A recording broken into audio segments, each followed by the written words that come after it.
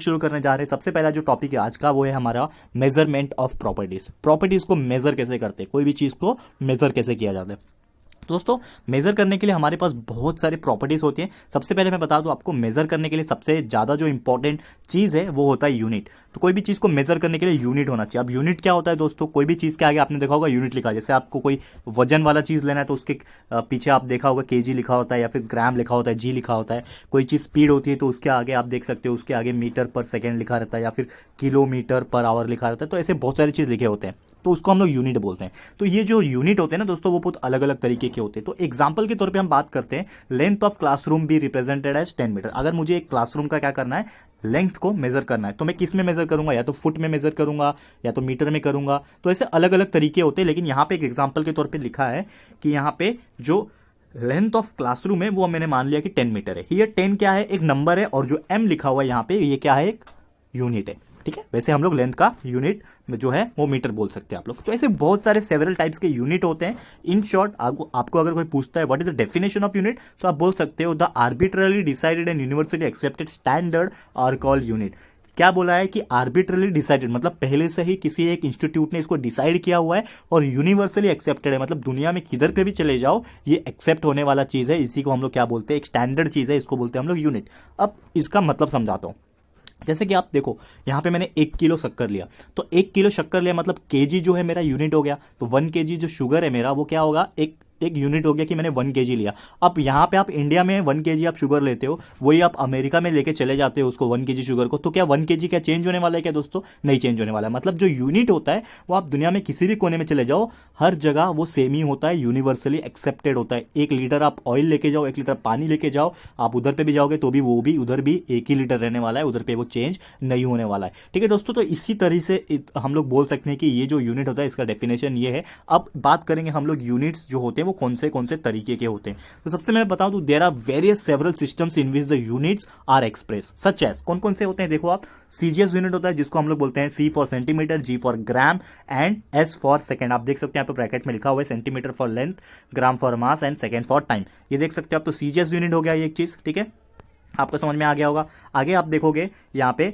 कि एफपीएस लिखा हुआ है। एक तो सीजीएस यूनिट था हमारा, एक एफपीएस है। तो एफ मतलब होता है फुट, पी मतलब होता है पाउंड और एस मतलब होता है सेकंड। तो फुट पाउंड एंड सिस्टम ये होता है हमारा एक और यूनिट का तरीका। एंड तीसरा जो होता है जो हर जगह यूज होता है मेनली वो होता है एमकेएस, जिसको हम लोग बोलते हैं metre, kilogram and second. M for metre, K for kilogram, S for second system. तो दोस्तों ये 3 मेन तरीके का हमारा क्या होता है, यूनिट्स होता है जिसमें हम लोग मेजर करते हैं। लेकिन एक सबसे मेन जो है वो यूनिट है हमारा एसआई यूनिट। ठीक है, आप देख सकते हो यहाँ पे एसआई यूनिट जो है सबसे मेन यूनिट होता है, और इसी से हम लोग हर जगह मेजरमेंट लेते हैं, because it is international system of unit. क्यों इंटरनेशनल सिस्टम बोलते हैं, क्योंकि हर जगह आप चले जाओ, इंटरनेशनल लेवल पे चले जाओ, ये यूज होने वाला है, कहीं पे भी आप जाओगे यूज होगा। लेकिन जो ये आपने सीजीएस, एफपीएस, एमकेएस पढ़ा, ये हर एक कंट्री के अलग अलग अंदर रहोगे, आप कंट्री के अंदर रहोगे तो यूज होता है, अलग अलग तरीके से यूज करते हैं। लेकिन आप इंटरनेशनल तरीके से जाओगे, एक स्टैंडर्ड यूनिट आपको चाहिए, तो आपको इंटरनेशनल स्टैंडर्ड जिसको हम लोग एसआई यूनिट भी बोलते हैं वो आप यूज कर सकते हो, और यही सबसे बेस्ट तरीका होता है कोई भी चीज को मेजर करने का। तो क्या होता है ऐसा यूनिट,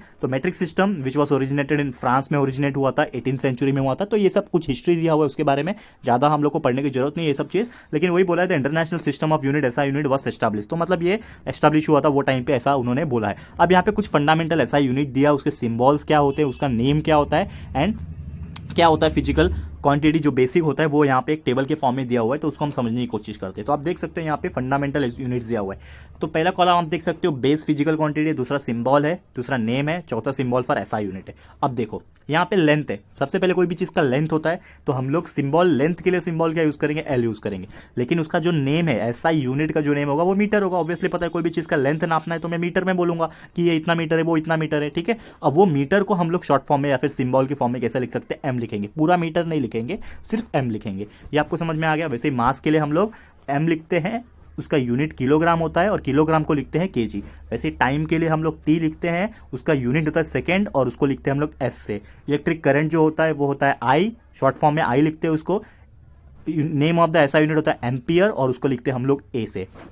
थर्मोडायनेमिक जो टेम्परेचर होता है उसको टी से मेजर करते हैं। टी से हम लोग बोलते हैं ना इतना टी है, तो टी क्या है हमारा, टेम्परेचर है। ठीक है, थर्मोडायनेमिक टेम्परेचर है। यूनिट क्या है उसका, ऐसा यूनिट जो होता है, नॉर्मली बहुत लोग कंफ्यूज होते हैं इसमें, डिग्री सेल्सियस बोलते हैं, लेकिन आपको याद दिला दो दोस्तों, ऐसा यूनिट जो होता है वो टेम्परेचर का केल्विन होता है। केल्विन के से डिनोट करते हैं उसको। अमाउंट ऑफ सब्सटेंस, कितना अमाउंट ऑफ सब्सटेंस है, तो उसको एन से नापते हैं। एन क्या होता है, उसका ऐसा यूनिट होता है मोल, और उसको लिखते हैं हम लोग MOL, मोल। ठीक है, ल्यूमिनस इंटेंसिटी IV कैंडेला होता है, इसका नेम ऑफ SI यूनिट, और सिंबल जो होता है वो CD होता है। अब ये सब आपने पढ़ा, ये कितना इंपॉर्टेंट है, ये समझने वाली बात है दोस्तों। एग्जाम में जब आपको क्वेश्चन पूछेगा तो आपको ऐसा पूछ सकता है, आपको दिया रहेगा एक फिजिकल क्वांटिटी, फॉर एग्जांपल आपको दे दिया ये लेंथ दे दिया, एंड आपको बोलेगा कि लेंथ का सिंबल बताओ क्वांटिटी का, इसका SI यूनिट का नाम बताओ, और सिंबल बताओ इसके SI यूनिट का। तो आपको ऐसे इंडिविजुअल बेसिस पे क्वेश्चन पूछ सकता है। इसका मतलब ये जो टेबल आपको दिख रहा है ये आपको लर्न करना पड़ेगा, ये बहुत ज्यादा इंपॉर्टेंट है। सिर्फ एग्जाम पॉइंट ऑफ व्यू दोस्तों इंपॉर्टेंट नहीं है, ये उतना ही इंपॉर्टेंट है ये आपके पूरे भविष्य के लिए, पूरे जीवन के लिए। बिकॉज आपको सबको पता होना चाहिए कि अगर आप एक बड़ा इंसान हो, आप एक मेच्योर हो जाते हो, पढ़ लिख लेते हो, लेकिन आपको अगर पता ही नहीं है कि केजी किसका यूनिट है, मीटर किसका, तो आपको कोई पूछेगा कि बताओ ये बिल्डिंग का लेंथ कितना है, आपको कोई मेजर करने के लिए मेजरिंग टेप दे दिया, तो आप क्या बोलोगे, आपको यूनिट ही नहीं पता रहेगा, तो आप क्या बोलोगे, सेंटीमीटर में बोलोगे, नहीं बोलोगे सेंटीमीटर में, उसको मीटर में बोलना पड़ेगा आपको, लेंथ में या फिर किलोमीटर में बोलना पड़ेगा दोस्तों। तो यही चीज होता है, आपको इसके लिए ये टेबल इतना ज्यादा इंपॉर्टेंट है, आपको ये लर्न करना ही पड़ेगा। आगे बढ़ते हैं। फिजिकल प्रॉपर्टीज अलग अलग चीजों पे दी हुई है, यहाँ पे मैं थोड़ा थोड़ा शॉर्ट में बता दूंगा आप लोगों को क्या दिया हुआ है। फिजिकल प्रॉपर्टीज सबसे पहले दिया हुआ है mass and weight. Mass and weight क्या होता है, देखो ये दोनों जो चीज है, मास एंड वेट दोनों ही चीज सेम है, लेकिन इसमें भी बहुत बड़ा फर्क है।